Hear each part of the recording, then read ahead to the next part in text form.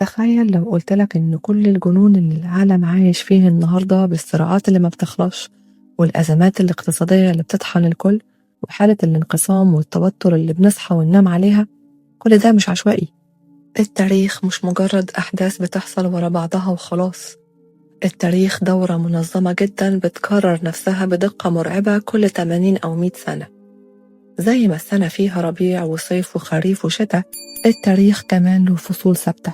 واحنا دلوقتي وفي اللحظة دي بالظبط تاريخيا بنعيش في قلب الشتاء، المرحلة اللي الدنيا فيها لازم تتهد عشان تتبني من جديد. احنا النهاردة مش بنتكلم عن مجرد كتاب تاريخ، احنا بنتكلم عن توقعات اتكتبت من أكتر من 25 سنة وبتقول لنا بكل دقة اللي بيحصل في أيامنا دي.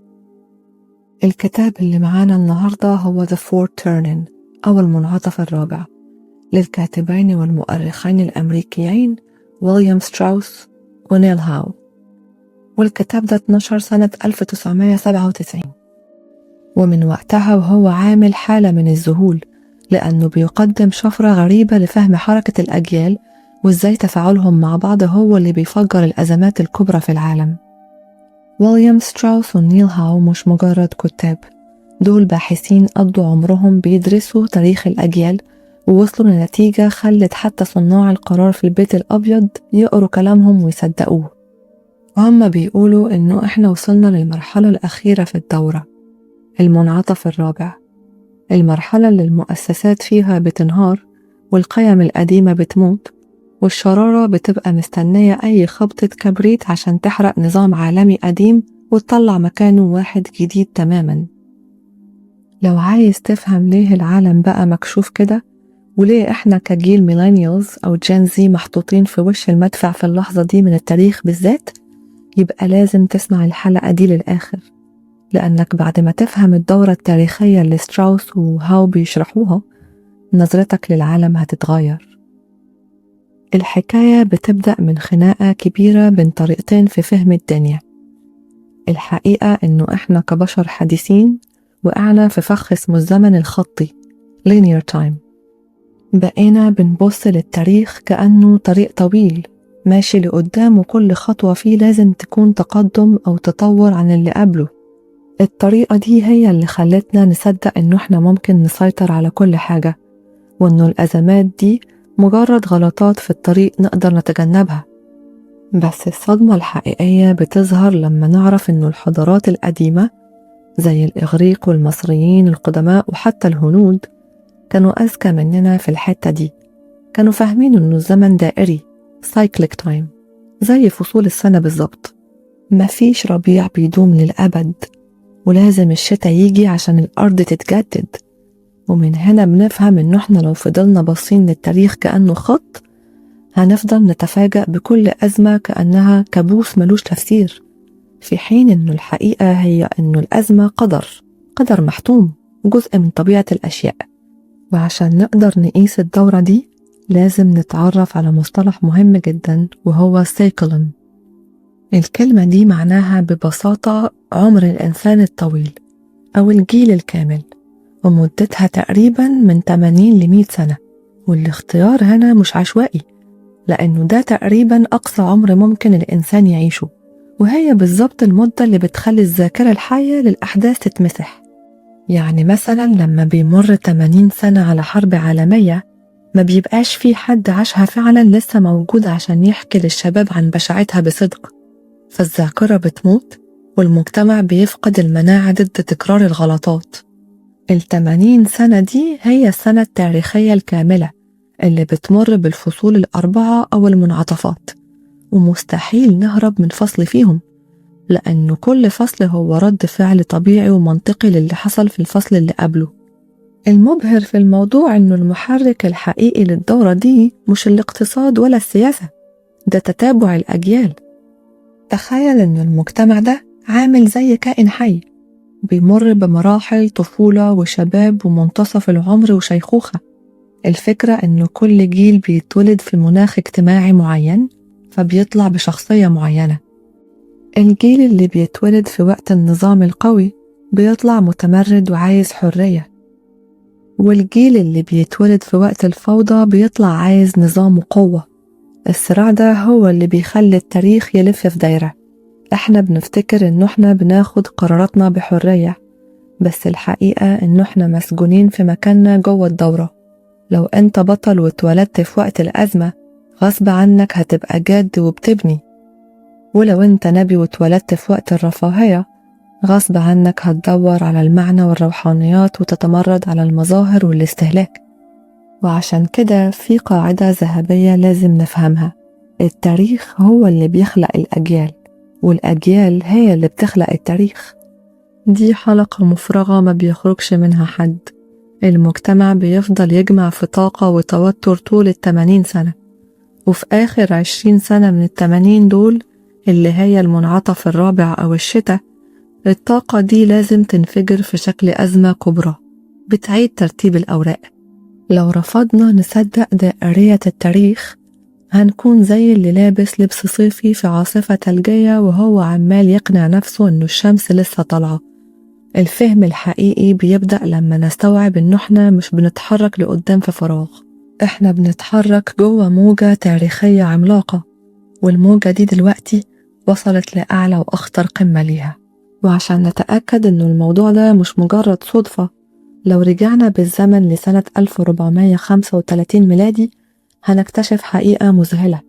من الوقت ده ولحد النهاردة، العالم مر ب7 دورات كاملة، وفي كل دورة السيناريو كان بيتكرر بالحرف. والصدمة هنا مش في تتابع السنين، الصدمة إن كل دورة فيهم انتهت بمنعطف رابع مرعب، أزمة وجودية قلبت كيان المجتمع، وبعدها بدأ ربيع جديد. من أول حرب الوردتين في إنجلند، لثورة الاستقلال والحرب الأهلية في أمريكا، وصولاً للحرب العالمية الثانية، كل دي ما كانتش مجرد خناقات سياسية عشوائية. دي كانت ذروة الشتاء اللي لازم تحصل عشان الدورة تقفل وتبدأ من تاني. الحقيقة إنه كل 80 ل 90 سنة البشر بيوصلوا لنقطة الغليان اللي مفيش بعدها أي أوبشن تانية غير الانفجار. ولو بصينا بتركيز هنلاقي إنه كل دورة بتبدأ بربيع دافي، الناس فيه بتبقى إيد واحدة والمؤسسات قوية جدا، زي الفترة اللي جت بعد الحرب العالمية الثانية بالظبط. في الوقت ده الناس كانت بتبني المصانع وبتثق في الحكومة وبتخلف جيش من الأطفال. المجتمع وقتها كان عامل زي خلية النحل، الفرد فيه ملوش قيمة قدام المجموع. والغريب بقى إنه الربيع ده رغم جماله ونظامه هو نفسه اللي بيزرع بذور الصيف أو الصحوة، لأن الشباب اللي كبروا في عز الاستقرار بدأوا يحسوا بالخنقة وبدأوا يدوروا على نفسهم وعلى قيمتهم الروحية بعيداً عن المادة والمصانع. ومن هنا بدأت ثورات الوعي في الستينات. والرحلة دي بتورينا إنه الخريف اللي بيجي بعد الصحوة بيبقى أكثر وقت الناس بتحس فيه إنها حرة. المؤسسات بتبدأ تضعف، والثقافة بتبدأ تتفكك، وكل واحد بيغني موال شكل. ده الوقت اللي الفردية بتوصل فيه لقمتها، بس المجتمع ككل بيبقى هش وضعيف جدا. ولو بصينا على فترة 90 سنة اللي فاتت، هنلاقي إنه إحنا مشينا بالمسطرة من ربيع ما بعد الحرب لصحوة الستينات ولتفكك الثمانينات والتسعينات. والفكرة هنا إنه التاريخ ما بيعرفش يرجع لورا، وما ينفعش نفضل في الخريف للأبد، لأنه الذاكرة الحية للي شافوا شتاء الحرب العالمية الثانية ماتت أو ضعفت، وده معناه إن المناعة التاريخية للمجتمع خلصت، وبقينا مكشوفين تماما قدام الشتاء الجديد. الحقيقة المرعبة إنه الأزمة أو المنعطف الرابع مش بس بتمسح القديم، دي بتغير جينات المجتمع نفسه. كل أزمة كبيرة في الدورات اللي فاتت كانت أعنف من اللي قبلها، لأن التكنولوجيا بتتطور بس النمط البشري ثابت ما بيتغيرش. 80 سنة هي بالظبط الوقت اللي المجتمع بيحتاجه عشان ينسى الدرس. وبالحسبة دي إحنا حالياً في نهاية الدورة السابعة، وكل المؤشرات اللي حصلت قبل الحرب العالمية الثانية بدأت تظهر تاني وبنفس الترتيب. وده بيحطنا قدام سؤال واحد ملهوش تاني: إذا كانت 600 سنة اللي فاتت مشيت كده بالثانية، إيه اللي يخلينا نفتكر إنه إحنا استثناء؟ وعشان نفك شفرة اللي بيحصل لازم تفهم إنه جيلك مش مجرد سنة ميلاد مكتوبة في البطاقة، جيلك هو المناخ اللي شفته وانت طفل وشكل وجدانك. في 4 أنواع من الشخصيات الجيلية بتلف في دايرة ثابتة، وأولهم هو جيل الأنبياء prophets. دول بيتولدوا في وقت الربيع، وقت الاستقرار والرفاهية، ولأنهم كبروا وشبعوا رفاهية ونظام بيطلعوا في شبابهم متمردين على كل حاجة مادية، وبيدوروا بجنون على المعنى والروحانيات. هم دول اللي بيفجروا الصحوة الصيفية. الجيل ده بقى طاقته فكرية وقيمة، ولما بيكبروا بيوصلوا لمرحلة الشيخوخة في وقت الأزمة اللي هي الشتاء، بيبقوا هم القادة الملهمين اللي بيحمسوا الناس للتضحية، بس في نفس الوقت هم اللي ممكن يكونوا متصلبين جدا في آرائهم لدرجة تسبب صدام عنيف. بعدهم مباشرة بيجي جيل الرعاة The Nomads، ودول بيتولدوا في عز الصيف أو الزلزال الثقافي، يعني وقت ما الدنيا بتبقى قلقانة والناس مشغولة بخناقات القيم. الجيل ده بيطلع مهمش شوية، وبيتعلموا يعتمدوا على نفسهم من صغرهم، لأنه أهاليهم الأنبياء كانوا مشغولين عنهم بتغيير العالم. الرعاة لما بيكبروا بيبقوا واقعيين جدا، شكاكين في أي شعارات كبيرة، وما بيصدقوش المؤسسات بسهولة. هم المقاتلين اللي بيعرفوا يتصرفوا في وقت الأزمة ببرود أعصاب وبدون مثالية زايدة، وهم اللي بيحموا المجتمع لما الخريف يخلص، لأنهم اتعودوا يعيشوا في عالم ملوش قواعد ثابتة، فبيكونوا هم المديرين الأقوياء اللي بيمشوا المركب في عز عواصف الشتاء. أما الجيل الثالث فهو جيل الأبطال The Heroes، ودول أطفال الخريف وقت التفكك والضياع. الجيل ده بيطلع طفل محمي بزيادة، لأنه أهاليهم الرعاة اللي اتمرمطوا في صغرهم بيقرروا يحموهم بكل قوتهم عشان ما يشوفوش اللي هم شافوه. الأبطال دول بيكبروا هم مؤمنين بالعمل الجماعي والقوة، وعندهم تفاؤل كبير وقدرة مذهلة على التنظيم. لما الأزمة الكبرى بتبدأ بيكون الجيل ده في عز شبابه، وهم اللي بيشيلوا شيلة، بيبنوا المؤسسات الجديدة وبيضحوا بنفسهم عشان المجموع. هم بيبقوا العضلات اللي بتبني الربيع الجديد بعد ما الشتاء يخلص، وبفضلهم بيرجع النظام والقوة للحياة تاني. آخر جيل في الدورة هو جيل الفنانين The Artists، ودول أطفال الشتاء الحقيقيين، بيتولدوا في عز الأزمة والخوف، فبيطلعوا أطفال حذرين جدا ومطيعين. بيكبروا هم شايفين الكبار بيحاربوا وبيبنوا من جديد، فبيتولد عندهم حس عالي بالدبلوماسية والتعاون والاهتمام بالتفاصيل الصغيرة اللي بتربط الناس ببعض. هم اللي بيلينوا مفاصل المجتمع بعد خشونة الأزمة، وبيعيشوا شبابهم في الربيع الجديد كأفراد ملتزمين جدا بالقواعد. الدورة دي بقى مستحيل تنكسر، لأن كل جيل بياخد رد فعل عكس أهله. النبي بيخلف راعي، والراعي بيخلف بطل، والبطل بيخلف فنان، والدايرة بتلف بيهم عشان التاريخ يفضل يتحرك في توازن دائم بين النظام والفوضى وبين الروح والمادة. السؤال هنا إيه هو شكل المسرح اللي الأجيال دي بتلعب عليه أدوارها، وإزاي المناخ العام بيتغير حواليهم؟ الحكاية بتبدأ بالمنعطف الأول أو الربيع التاريخي. ده الوقت اللي المجتمع فيه بيبقى عامل زي حد لسه مخلص ترميم بيته بعد زلزال كبير. الدنيا لسه نظيفة والحيطان قوية، والناس طالعة من أزمة كبرى، فبيكون عندهم شهية رهيبة للنظام والتبعية. في الوقت ده المؤسسات بتبقى في أقوى حالتها، والحكومة بتبقى هي الأب اللي الكل بيسمع كلامه، ومفيش مكان للفرضية الزيادة، لأنه الناس مستعدة تضحي برغباتها الشخصية عشان مصلحة المجموعة. في الربيع المجتمع بيبني مدن وبيعمل مشاريع قومية، وبيعيش حالة من الثقة والأمان المطلق. بس وسط النظام الحديدي ده بتبدأ الروح تجوع.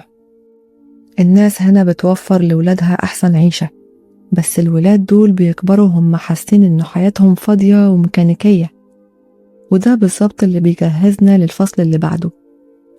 لما الربيع بيخلص بندخل في المنعطف الثاني أو الصيف، وهنا الروح بتنفجر. ده وقت الثورات الثقافية، والوقت اللي الناس بتقول فيه الشبع المادي مش كل حاجة، وبتبدأ تدور على المعنى والحرية فوق أي اعتبار تاني.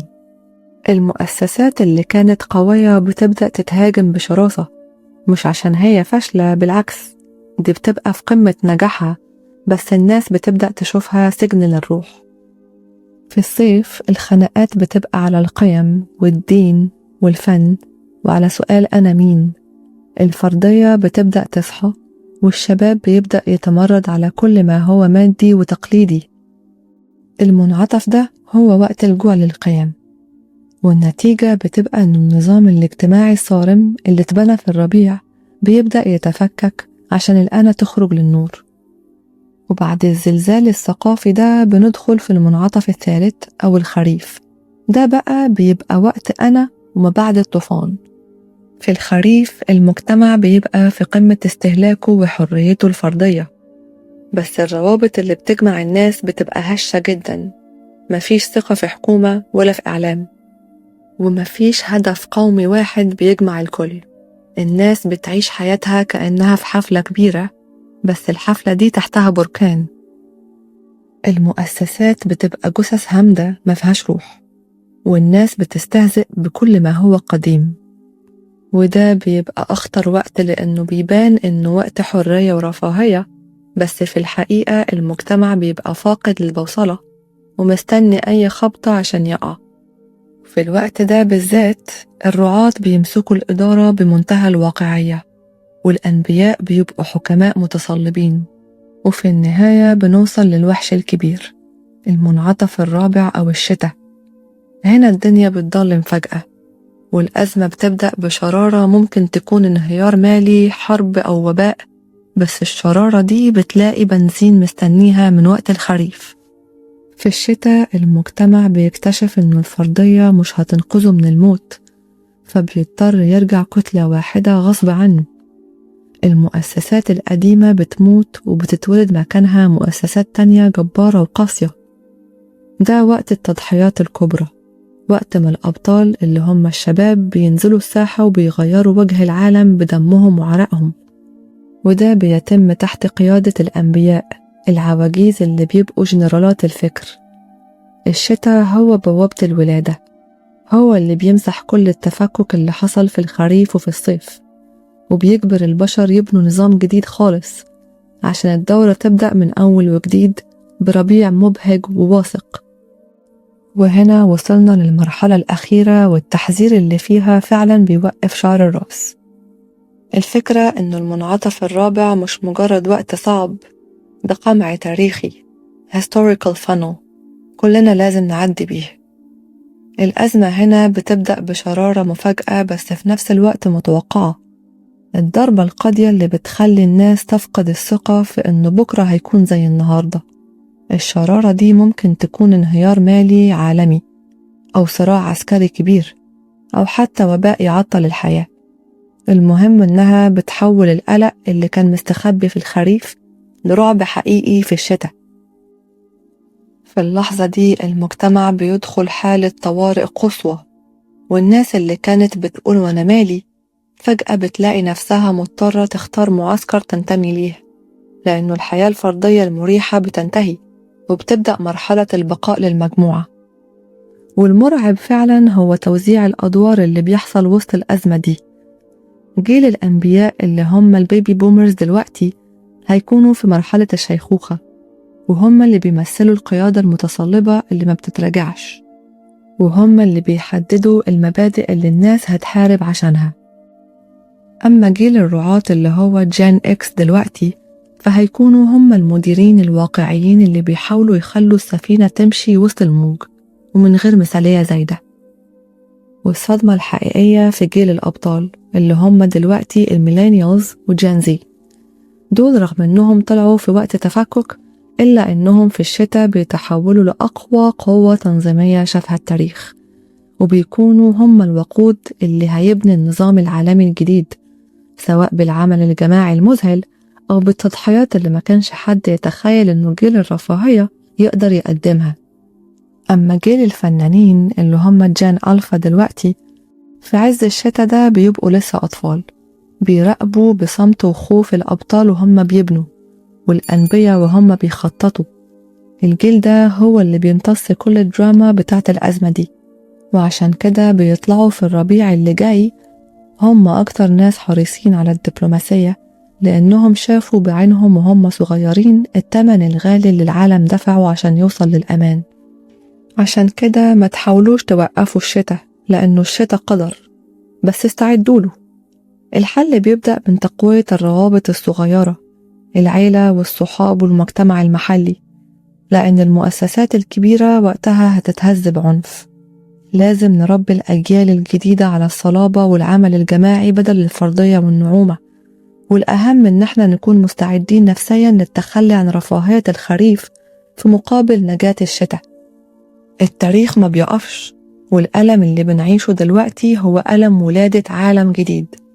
احنا بس اللي هنحدد ملامحه بقراراتنا في عز العاصفة. أتمنى الحلقة تكون مفيدة وتعجبكم. أنا ريم، ودي كانت قعدتنا النهاردة في بينا كلام. أشوفكم الحلقة الجاية على خير. باي.